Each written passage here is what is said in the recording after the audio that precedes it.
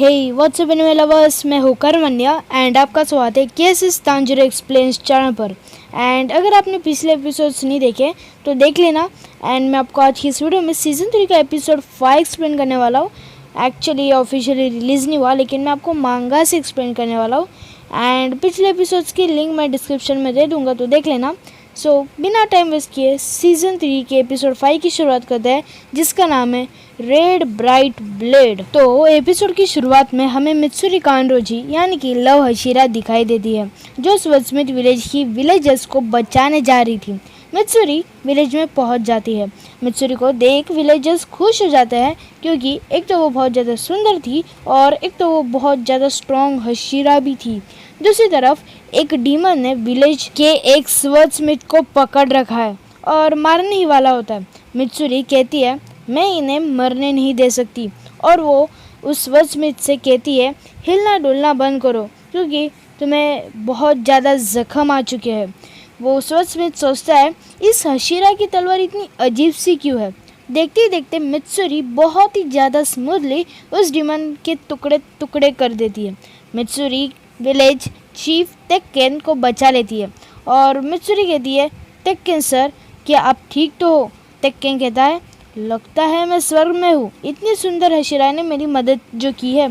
अगले सीन में हमें तांजिरो बेहोश दिखता है, जो कि अभी होश में आ चुका है।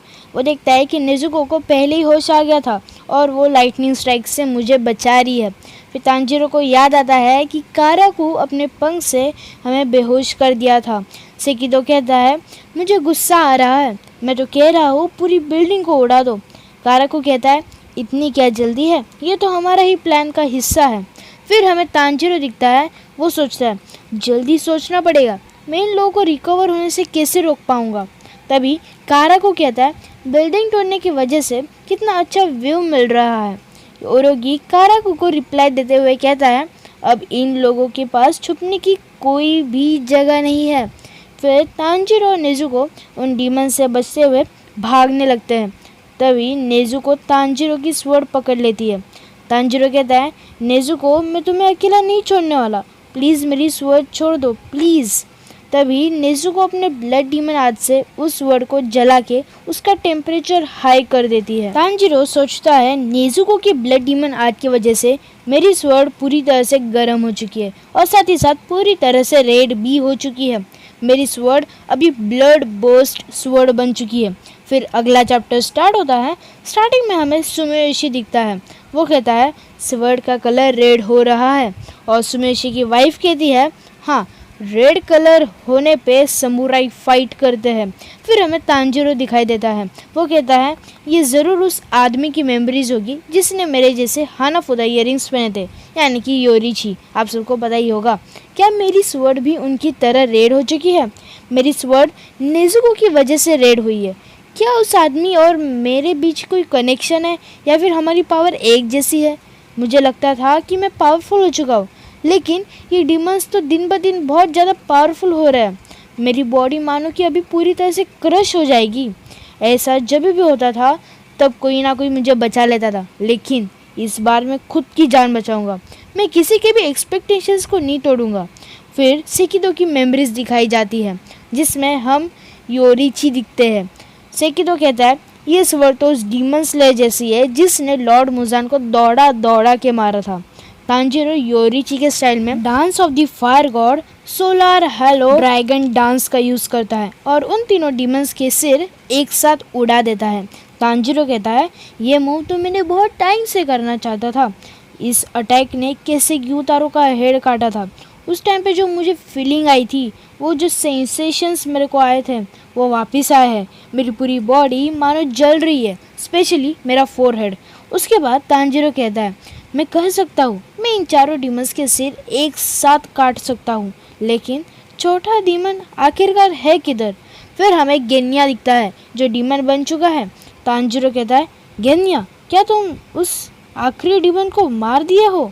तभी काराकू कहता है ये स्लैश था क्या, मैं रीजेनरेट भी नहीं कर पा रहा। सेकिदो गुस्से से कहता है शांत हो जाओ, हम रीजेनरेट कर रहे हैं, लेकिन धीरे कर रहे हैं। तांजिरो कहता है ये लोग अब तक मर क्यों नहीं रहे? क्या मैंने सब कुछ ठीक से नहीं किया? मैंने क्या इनको ठीक से नहीं मारा? क्या मैं कुछ गलत कर रहा हूँ? क्योंकि इसी सेम चीज़ से ग्यूतारो भी मरा था। क्या ये सेम अटैक से नहीं मरने वाले? मेरे हिसाब से ये जो अटैक्स है ये उनके प्राइमल इमोशंस पे चलेंगे भी नहीं। प्राइमल इमोशंस मतलब वो emotions anger, pleasure, Joy, grief, वो सब इमोशंस 4-5 हुए। तभी सेकिदो कहता है मैं 5th डीमन बॉडी को स्मेल कर पा रहा हूँ। और ये बात तांजीरो चुप कैसे सुन लेता है और हैरान हो जाता है। वो सोच में पड़ जाता है, क्या यहाँ पे 5th डीमन भी है? गेन्या कहता है ज्यादा सोच मत तांजीरो, अपर मून को मैं मारने वाला हूँ। अपर मून 6 को भी तूने नहीं, तेंजिन उजुई ने मारा था। तांजीरो कहता है अरे हाँ, तुम तो बराबर कह रहे हो। गेन्या कहता है मैं ही इस अपर मून डीमन को मारूंगा और अगला हाशिरा बन जाऊंगा।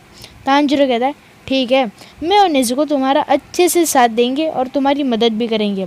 तभी हमें हानतेंगू की ओरिजिनल बॉडी दिखाई देती है जो कहती है मैं छुपूंगा तो सेफ रहूंगा, मेरे इमोशंस ही इनको खत्म कर देंगे। तांजीरो गेन्या से कहता है तुम नॉर्थ की तरफ जाओ, तुम्हें वो डीमन मिल जाएगा।